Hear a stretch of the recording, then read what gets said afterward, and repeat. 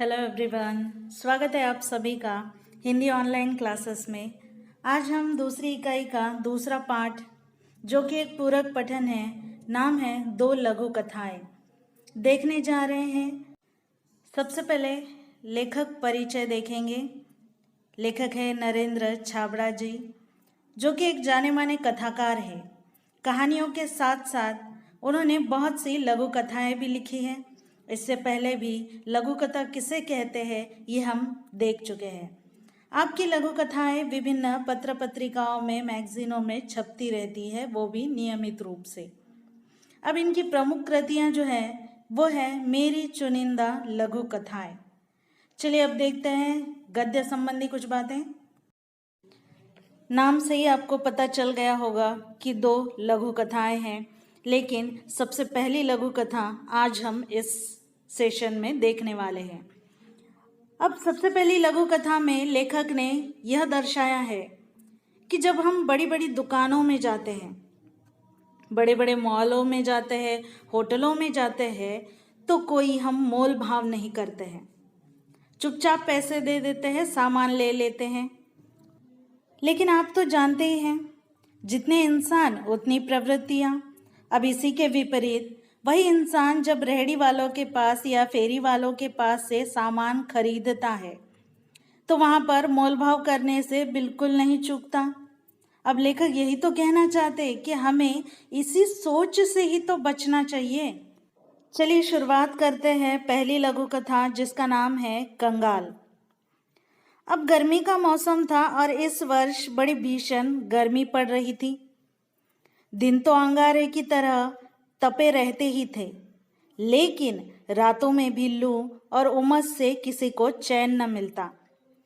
अब लेखक ने सोचा कि इस चिपचिपे और घुटन भरे मौसम से राहत पाने के लिए चलो कुछ दिन पहाड़ों पर ही बिताएं।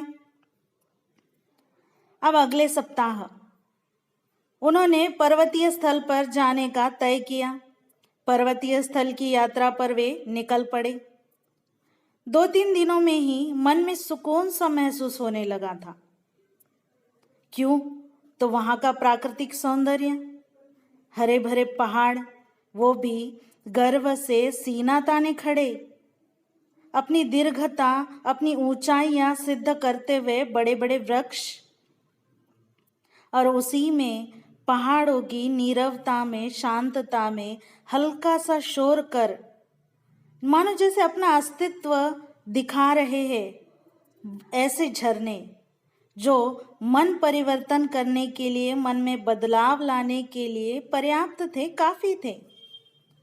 अब उस दिन शाम के वक्त झील के किनारे लेखक टहल रहे थे, तो वहां पर एक भुट्टे वाला आया और बोला, साहब भुट्टा लेंगे? गरम गरम भूनकर मसाला लगा कर दूंगा। अब लेखक ने तो सहज ही पूछ लिया, कितने का है? तो भुट्टे वाले ने कहा, 5 रुपए का साहब।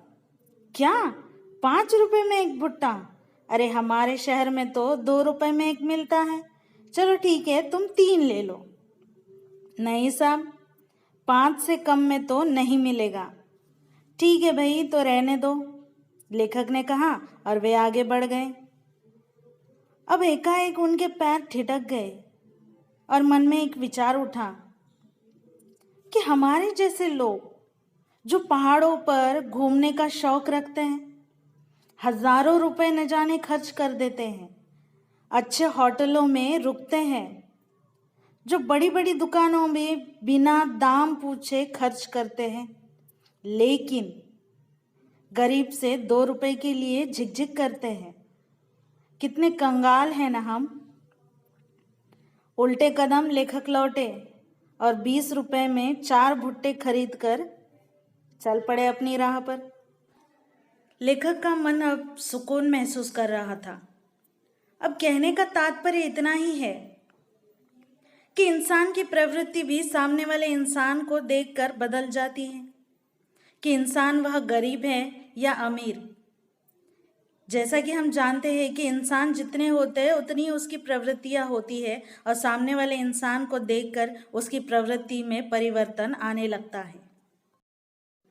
आशा करती हूँ कि लेखक ने इस लघु कथा के माध्यम से जो इंसान की प्रवृत्ति यानी सोच को बदलने का जो एक छोटा सा प्रयास किया है वो निश्चित ही सफल हुआ होगा। आज के लिए इतना ही। धन्यवाद।